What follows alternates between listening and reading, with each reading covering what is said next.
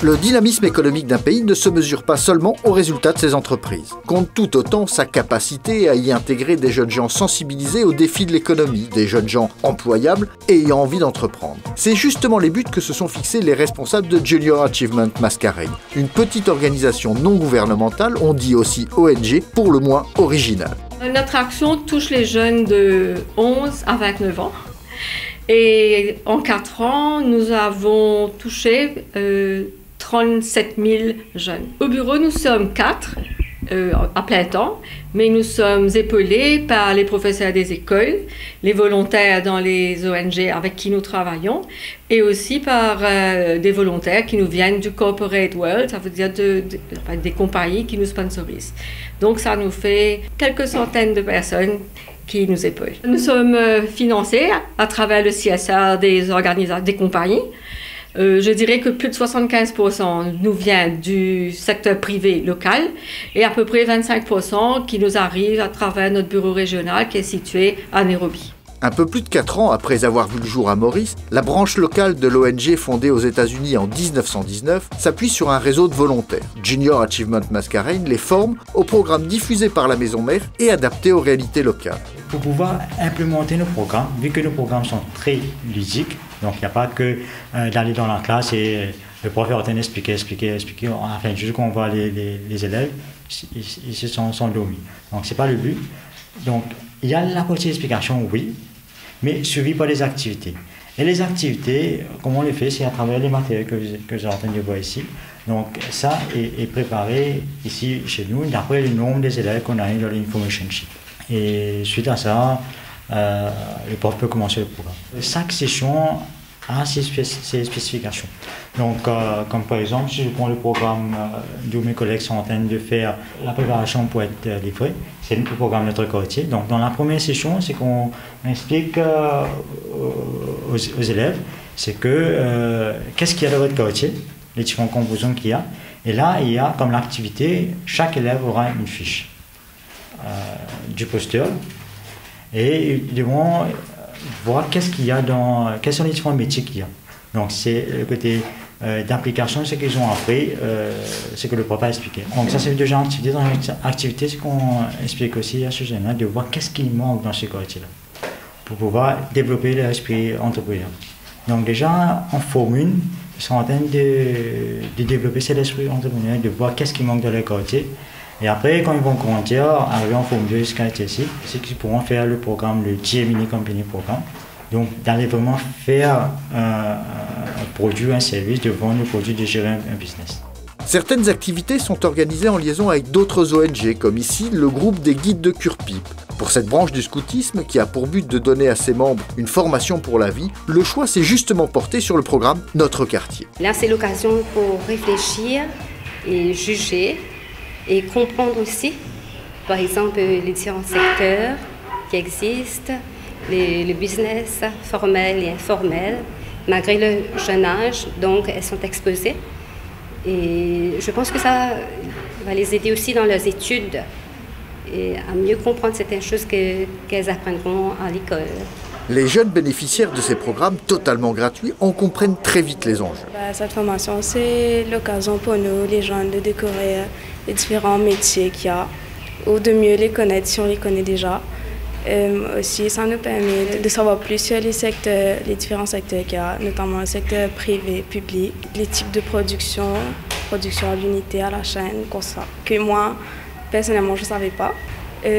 Aussi, ça nous aidera plutôt à choisir nos métiers.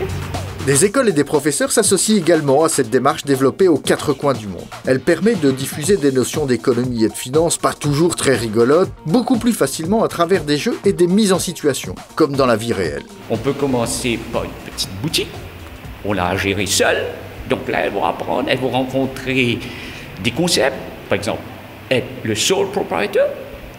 Éventuellement, donc, on les fait réfléchir à travers les activités, des jeux, des role-play.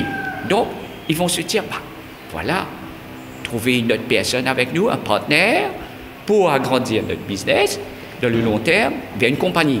Donc, en cours de route, bien sûr, ils vont se dire, si je peux éventuellement, avec, bien sûr, une formation et tout, je peux gérer une entreprise, donc il me faut recruter des gens compétents.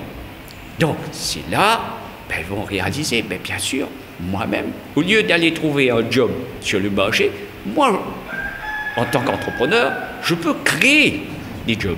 Quand l'enthousiasme pour l'entrepreneuriat est là, il n'y a plus qu'à se mettre au travail. C'est ce que font les jeunes d'un groupe de Saint-Pierre. Grâce à leur petite compagnie et sous la houlette d'un professeur volontaire, ils vivent une aventure inoubliable. C'est une petite usine et qui est real life. Right? Et là, ils sont en train de travailler pour faire la production. Et ensuite, on va vendre ces produits. Right? Ils sont en train de travailler sur un produit qu'on appelle Paper Lantern.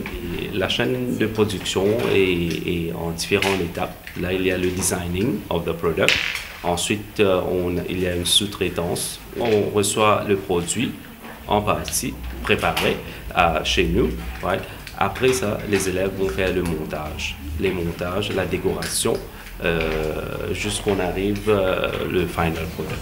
La responsable administrative et financière de la junior entreprise évalue déjà les effets positifs de cette expérience. Et j'ai voulu participer dans ce programme, c'est pour apprendre un peu plus sur l'entrepreneurship et aussi apprendre un peu comment un business ça se déroule. C'est vrai que j'ai appris beaucoup de choses ici. Il y a teamworking. Nous venons de différentes écoles et il y a des garçons, il y a des filles et il y a même des élèves de upper. Donc, on est en train d'interagir avec les gens de plus ou moins de notre âge et aussi les gens qui sont plus grands que nous. Donc, à l'avenir, je crois que quand je vais passer à travailler, ce sera plus facile pour moi à m'entendre avec les gens.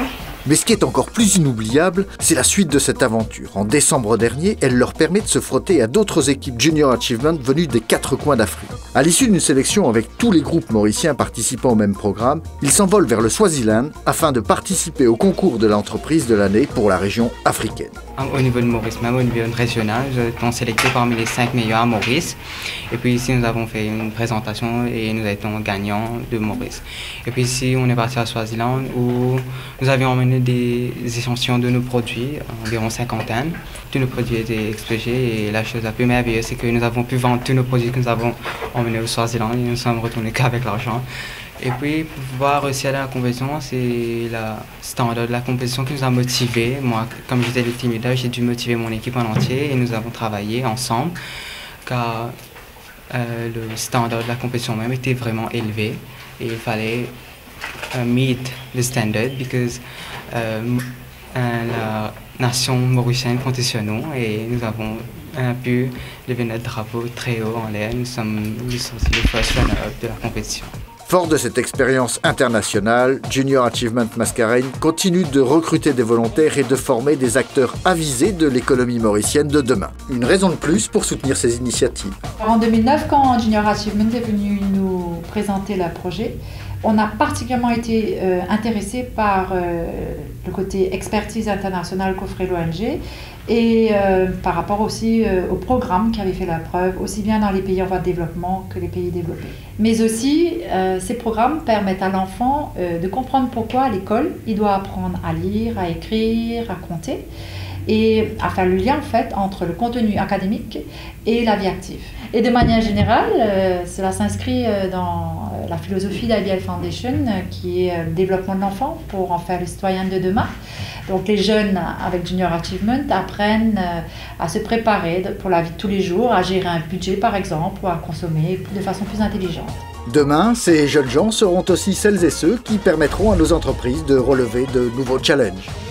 Afin de vous montrer d'autres développements de l'économie mauricienne, je vous dis à mardi prochain 20h40 sur MBC1 pour un nouveau numéro de 100% Challenge. Merci d'avoir été avec nous, bonne soirée et retrouvez-nous sur notre chaîne YouTube et notre page Facebook.